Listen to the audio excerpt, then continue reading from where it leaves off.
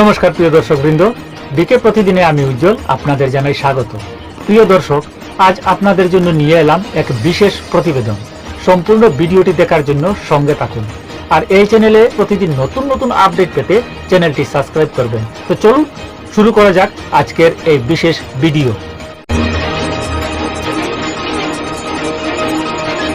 বাংলাদেশি সন্দেহে বরাক উপত্যকার শিলচর শহরের তারাপুরে দুজন ব্যক্তি আটক। সন্দেহভাজন দুজন আফতাবউদ্দিন ও রাহুল শেখ নামে জানা যায়। জানা গেছে দুর্বৃত্তের আক্রমণে আফতাবউদ্দিন ও রাহুল শেখ দুজনই গুরুতর আহত হন। পরে ঘটনাস্থলের স্থানীয় লোকের সহযোগিতায় প্রশাসন এই দুই ব্যক্তিকে উদ্ধার করেন।